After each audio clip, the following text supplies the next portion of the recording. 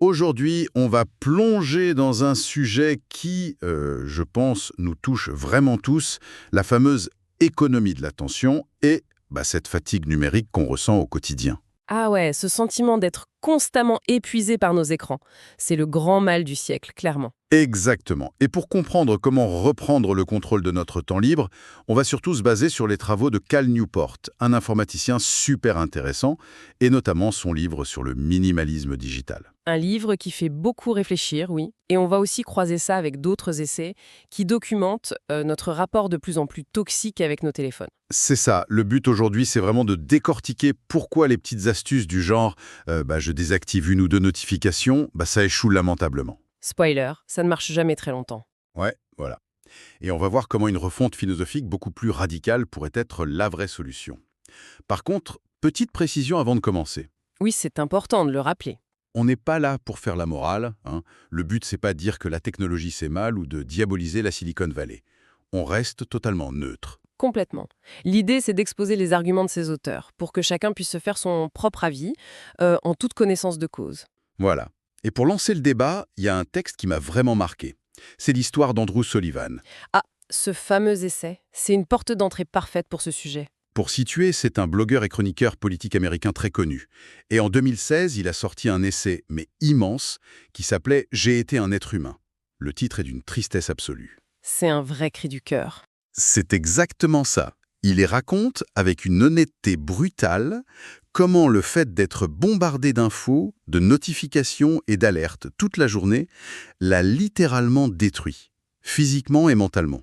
Il se décrit carrément comme un toxicomane de l'information, c'est ça, hein? Ouais, il allait jusqu'à dire qu'il perdait son humanité.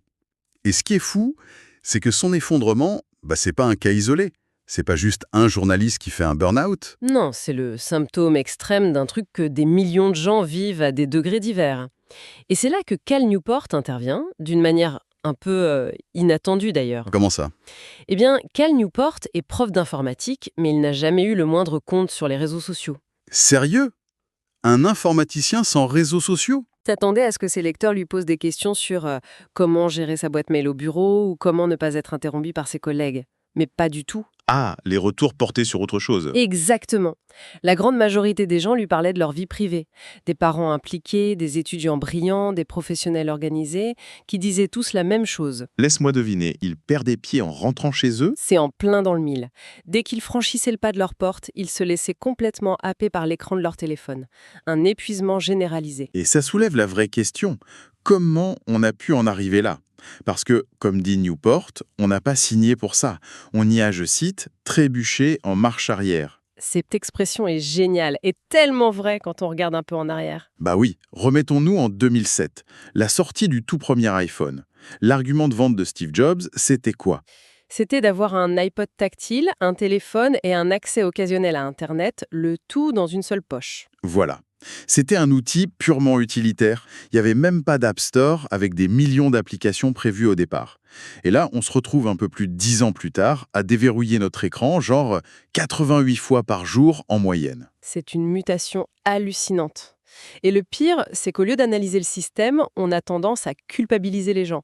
On se dit « Ah, les gens n'ont aucune volonté, ils sont feignants ». Alors que c'est pas du tout une question de volonté, si on en croit les experts de la Silicon Valley, hein.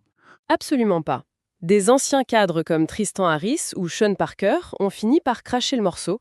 C'est l'économie de l'attention en action. C'est-à-dire, c'est pensé pour nous piéger? Totalement. C'est de l'ingénierie comportementale financée à coups de milliards. L'unique but de ces plateformes, c'est de capter ton attention et de te garder devant l'écran le plus longtemps possible. Pour vendre de la pub. D'accord, l'argument financier, je le comprends. Mais dans la pratique, parce qu'au final, c'est moi qui clique sur l'application. Les ingénieurs sont pas dans mon salon pour m'obliger à scroller. C'est vrai, mais ils exploitent des vulnérabilités psychologiques super profondes. Prenons un exemple très précis, la fonction d'identification sur les photos, le fameux tag. Ah ouais, le truc où tu mets le nom de tes potes sur une photo Facebook ou Instagram. C'est ça. Au début, on se disait « Oh, c'est pratique pour classer les albums numériques ». Mais l'intention derrière est beaucoup plus machiavélique. Quand quelqu'un publie une photo de toi, l'algorithme reconnaît ton visage et suggère à la personne de t'identifier. Ce qui lui demande zéro effort, juste un clic. Exactement. Mais de ton côté, ça déclenche une notification push sur ton téléphone. Un tel vous a identifié sur une photo. Et là, au niveau neurologique, que se passe-t-il? Bah, le cerveau s'illumine comme un sapin de Noël, j'imagine. C'est exactement ça. En fait, ces entreprises ciblent ce qu'on appelle notre cerveau paléolithique, nos instincts de survie hérités de la préhistoire. Attends, la préhistoire. Ouais. Quel rapport avec une photo de soirée? Le rapport, c'est la validation sociale.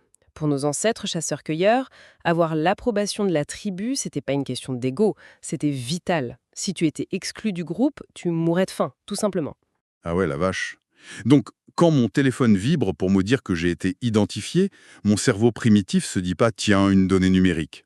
Non, il se dit « la tribu me voit, la tribu s'intéresse à moi, donc je suis en sécurité ».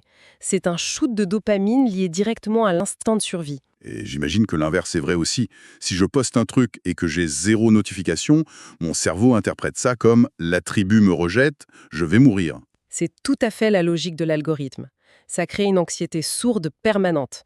Donc tu comprends bien que face à un système conçu par des génies pour pirater ton instinct de survie, te dire « allez, demain je scrolle moins », ça n'a aucune chance de marcher. Ouais, c'est un combat totalement asymétrique.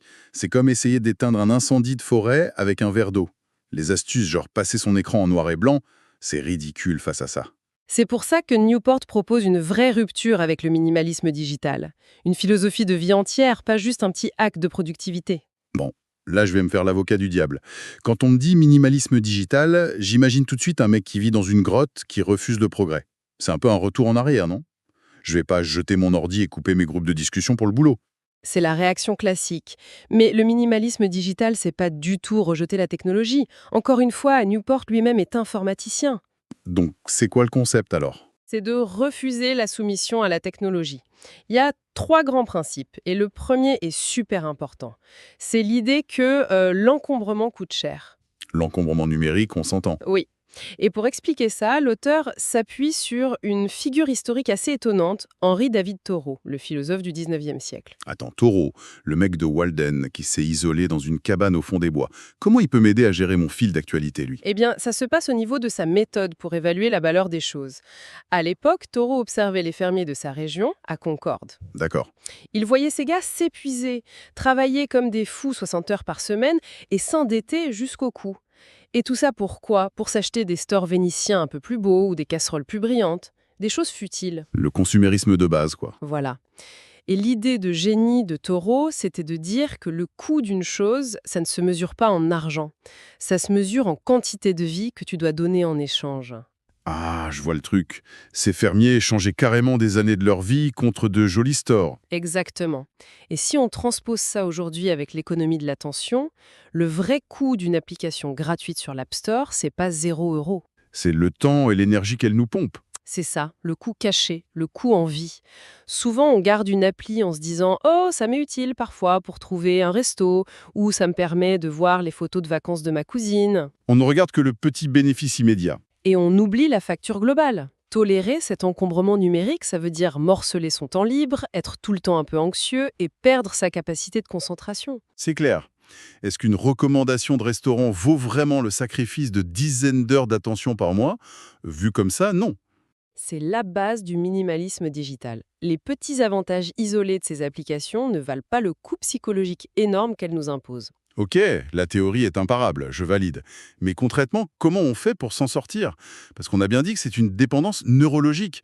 Mon cerveau va réclamer sa dopamine, stores vénitiens ou pas.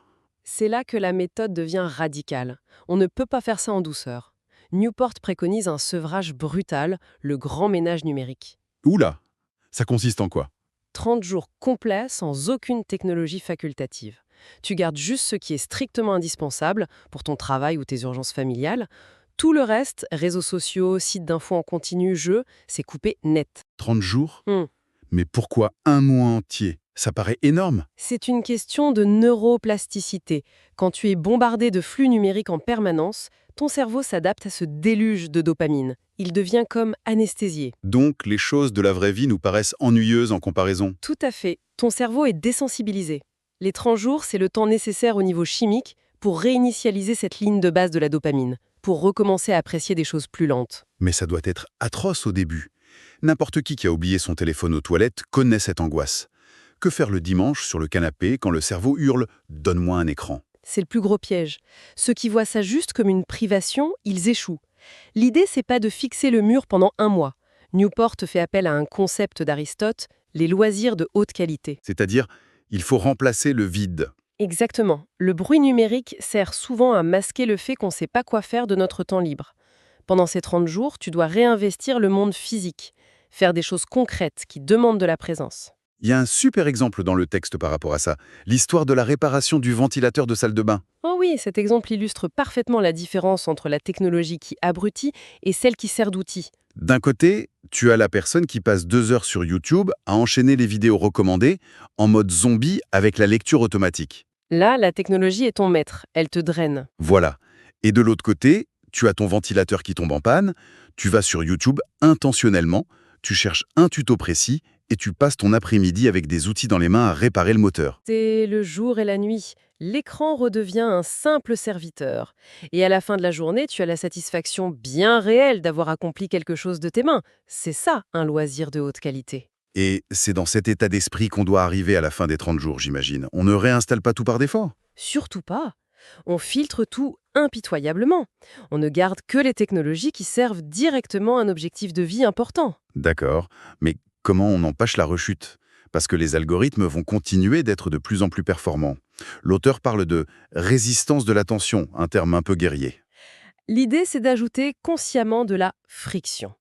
Aujourd'hui, tout est fait pour être ultra pratique à un clic de distance, mais la commodité extrême mène direct à la compulsion. Donc on met des bâtons dans les roues de nos propres habitudes. Exactement. Par exemple, certains minimalistes vont carrément supprimer le navigateur Internet de leur smartphone. Attends, retirer le navigateur d'un téléphone fait pour aller sur le web.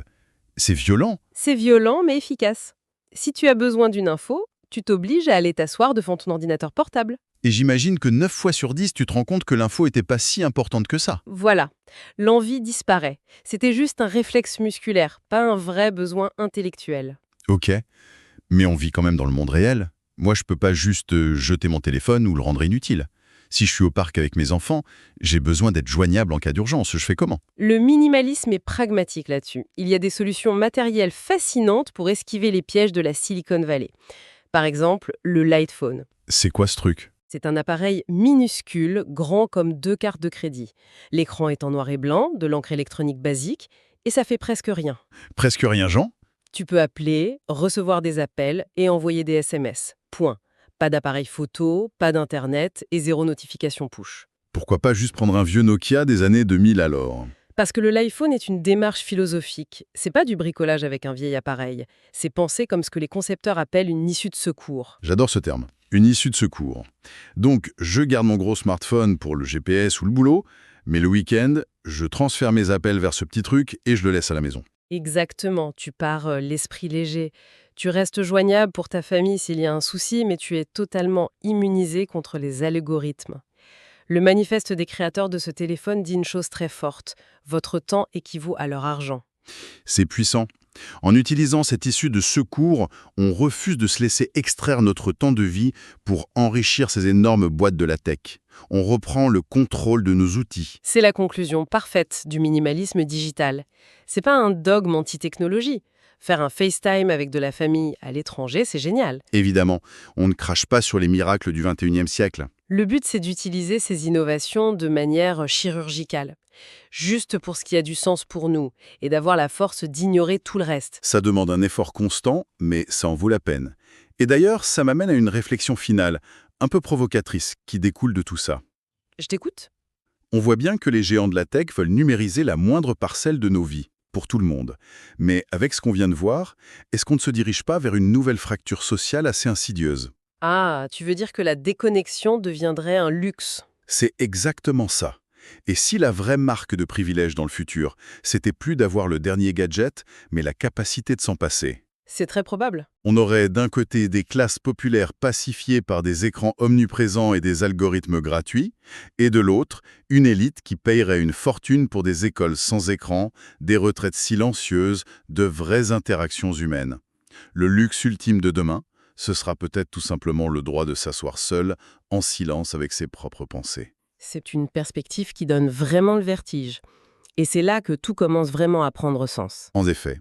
Et pour celles et ceux qui veulent aller plus loin, le livre est disponible gratuitement via le lien en description.